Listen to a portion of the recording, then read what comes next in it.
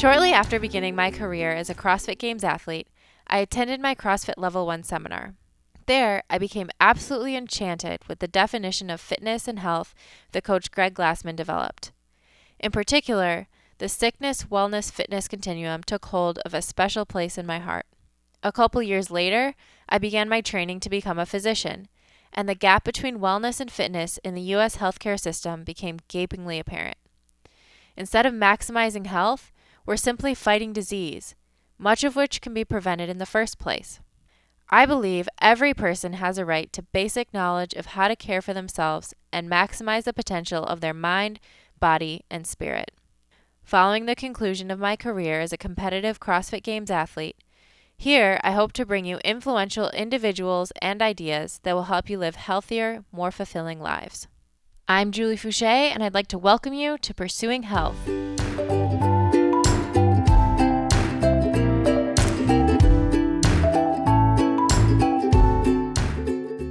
Welcome to Episode 2, Part 2 of Pursuing Health with Dr. Michael Canales.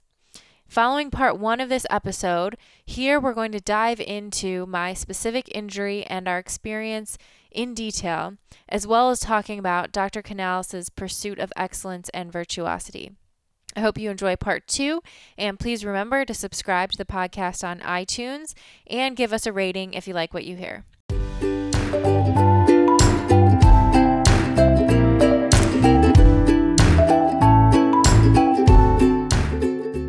We get to your specific injury, I'm almost embarrassed to say this because I'm sitting here in front of you, but it was a very emotional experience for me to see this happen, because I've told you this, that at first my initial reaction was just like everybody else that is a Julie Fouché fan. I was, maybe devastated is not the right word, but I was heartbroken because as a friend of yours and as your gymnastics coach, I have had a front row seat to your mission to become the fittest woman on earth for the last 2 years. So I know how hard you've worked. I know the sacrifices that you've put in. And so it was tough.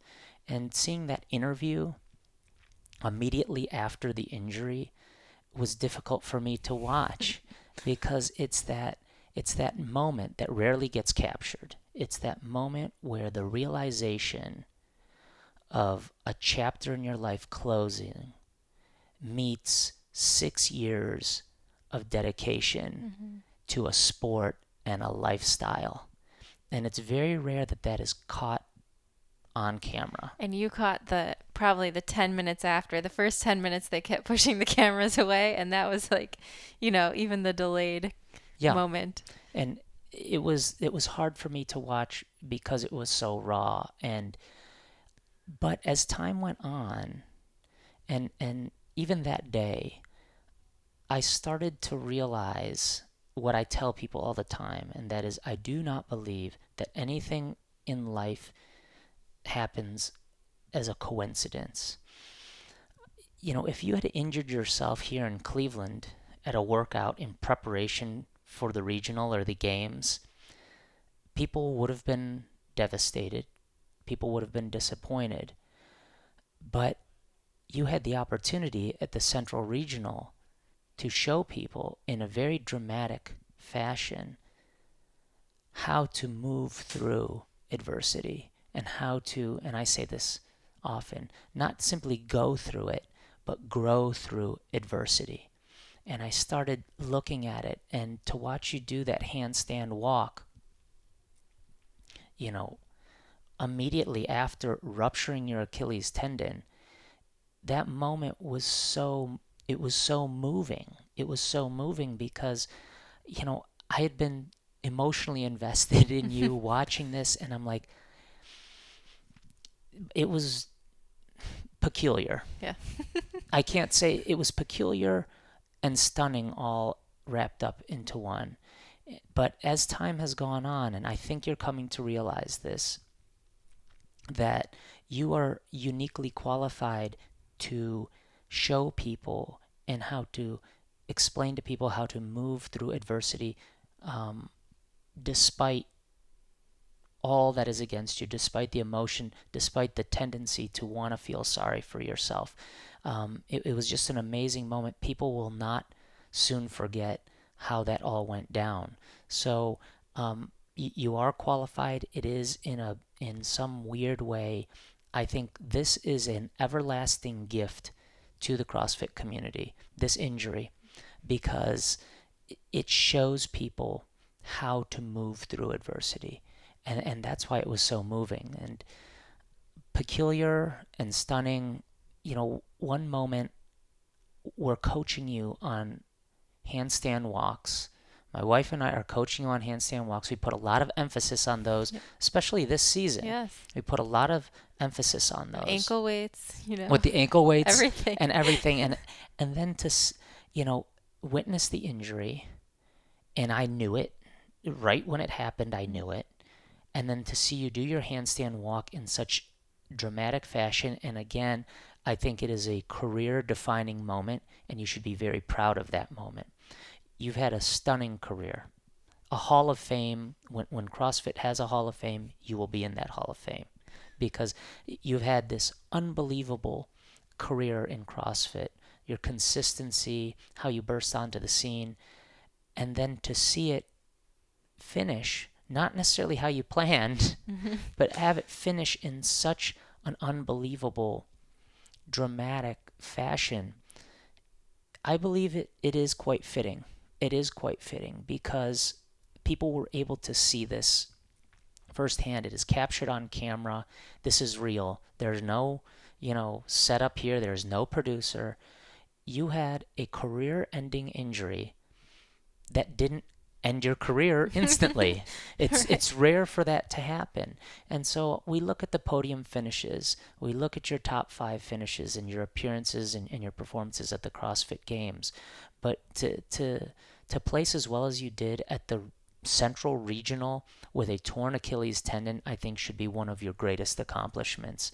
And I think if you're not realizing that now, with time, you're going to see that because it really has been an experience for me because I have to flip this switch because I'm emotionally involved, yet I have to be objective and realize that we have some very real goals that we need to accomplish surgically. And so, yes, I needed to understand you and I needed to be invested, but at the same time, I needed to flip a switch and be very objective on how I managed this injury with you. And so far, I could not be happier with your progress. So that's a long answer to a very short question, but it really, there were so many layers to your injury and your preparation that again has added some very, I think, beautiful layers to our friendship. Absolutely. So that's how I feel about the injury. Yeah. I think for me, in many ways, a lot of that experience was almost like an out-of-body experience. And then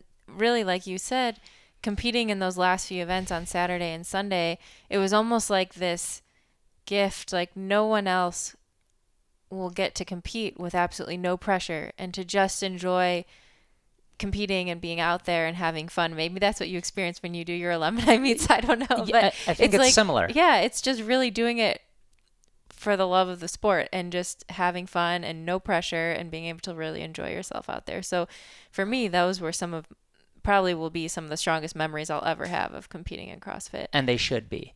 And it's counterintuitive.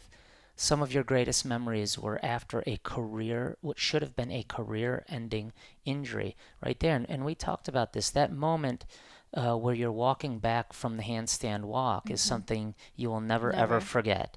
And if you never experienced this injury, you would have never had that experience. Right. And so, I don't know, maybe I'm bizarre in how I look at things, and maybe I do them as a defense mechanism or whatever, but I do believe that this is allowing you to grow in a way that A, you never anticipated, but B, I think some of your most valuable lessons will be learned from this, and so many people are going to learn from it.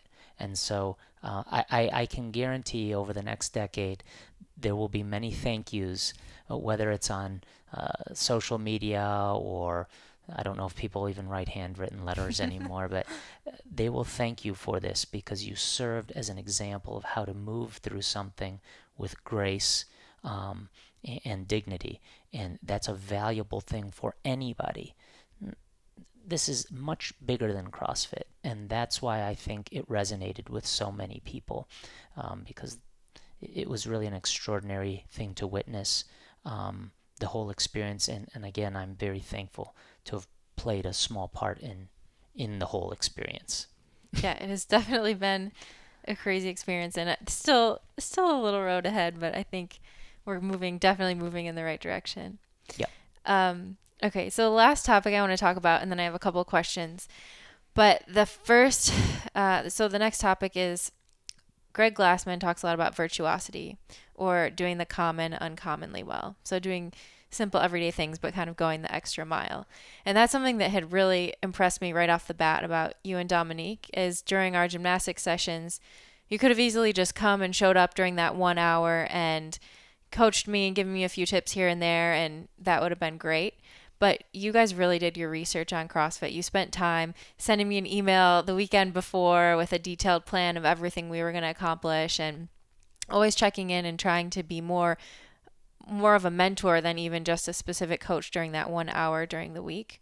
And then as I had my surgery, it was, of course, even more above and beyond. I get the emails with all the details, and you made me feel very comfortable throughout the whole process. So my question is, what motivates you to have that level of excellence in everything you do? It's not just your surgical career, but it's the hobbies like coaching gymnastics on the outside. It's spending time with your family. It's everything that you're doing. So what motivates you to reach to that level in everything you do? Well, first, I thank you for the over-generous compliment. It's true. Well, thank you. Especially coming from you. I'll tell you, we live in a world of mediocrity, unfortunately, and a lot of people do the bare minimum to get by, or they will act one way when people are watching, and then when people are not watching, they act a different way. And I have to credit my mom and dad about instilling this attitude of excellence or attitude of virtuosity. I really tried to apply that to every facet of my life. I take a lot of pride in my work. I take things very, very personally. And I think, and again, I think this probably gets into some of my faith. I do believe that God rewards excellence. And when you are excellent in what you do, that is when you are rewarded. Some people call it luck. I don't really believe in luck. I think we make our own luck. And when you strive for excellence, you are rewarded. And I've seen that in my everyday life.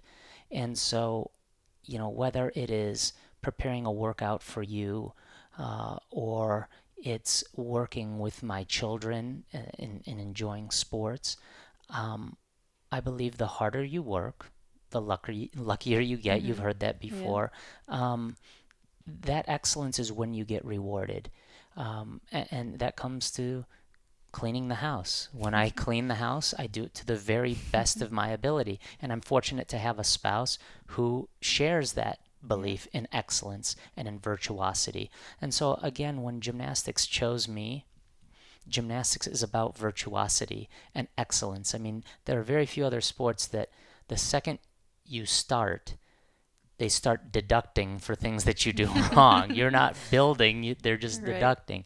And so I think gymnastics help foster some of that attitude of excellence.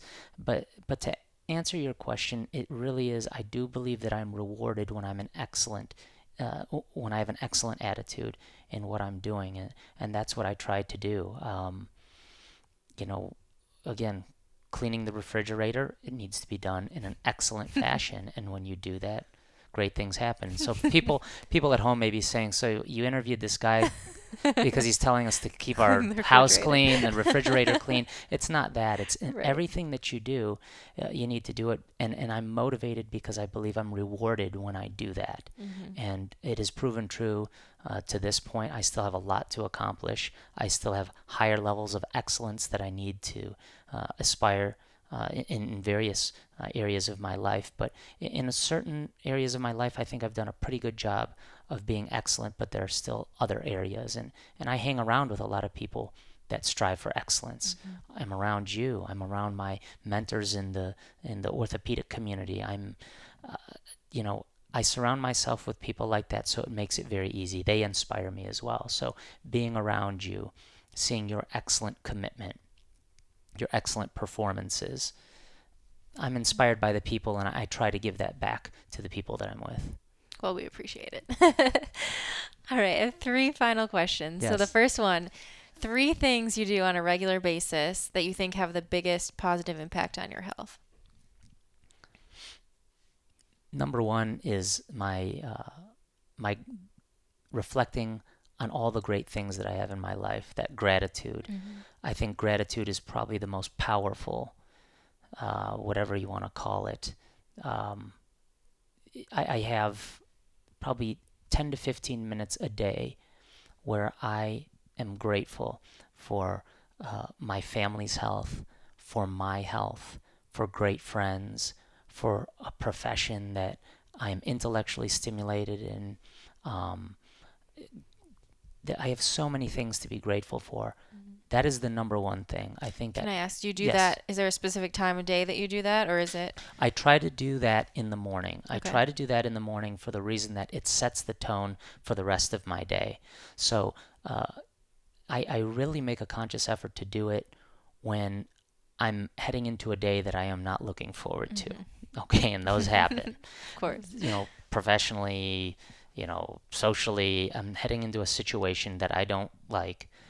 I go back to that gratitude, and that's very important. That stands out. Number 2 is a little bit more literal. I stretch. I think stretching is very important to keep the body supple. I believe that when we rest, the body does relax, but it starts to tighten up, and it continuously does that. And if you neglect that pliability starts to go away, and you can start seeing it in people's posture. You can start seeing it everywhere. So I take a great deal of time to stretch. I do it all throughout the day. Especially on the weekends, I will probably designate close to 60 minutes of stretching when you add it all up. It's not just sit down for 60 minutes. I'm stretching throughout the day. That's very, very important to me. And I do meditate. That would probably be the 3rd thing. That's kind of a corollary to my gratitude, but clearing my mind. It's funny. I used to confuse busyness with productivity, and I thought the more I had going on and the more hectic things were, the more productive I was. And so my meditation, it's a spiritual thing. But it's also organizing. I think Benjamin Franklin said that for every minute spent organizing, an hour is gained. And so I really believe that time equates to life. So if you are mastering your time, you're mastering your life. And so when I'm meditating, I'm thinking of ways to be more efficient with my time. I'm thinking of ways to wring out more out of a 24-hour day. I'm organizing things in my mind. Some of that gratitude starts to come in then. I'm concentrating on my breathing. And so if I had to pick 3 things, that would be it. Designating time for gratitude. In a physical sense, I am stretching my body to remain loose and pliable. And then the 3rd is to meditate. But those kind of all gel together. But if I had to pick 3, those would be the 3. Okay. You ever do yoga? I have done yoga. Sounds like those 3 are all kind of a part of yoga, but it sounds like you do it in a little different. I do my your own little way. Yeah, I do my own version of yoga. Yeah. My wife Dominique, she says, I'm surprised you are not doing yoga all the time, because I've done this, for decades. and she's known me since 1994, and so I've always had these kinds of things. But when it comes to this goes back to excellence. I don't do yoga because if I were to do yoga, I want to be the very best Right. yoga person out there. So I want to have the gong. I want to have like waterfalls. I want to have all the great clothes. I want to do all of it right. But I will get into it. I will eventually get into it. And it's kind of the same reason why I don't golf. Mm-hmm. People say, you'd be really good at golf. You love to obsess over details and things. But if I'm not playing the Masters, Right. I really don't want to do it. So I have to get over that. I have to get over all that type of stuff because I think that yoga would be very helpful. But yes, it is a yoga-esque type of existence that I have. What about one thing that you think might have a big impact on your health, but you just haven't been able to implement it in your life yet? Man, that's a probing question. This is a little bit abstract. I think I have to learn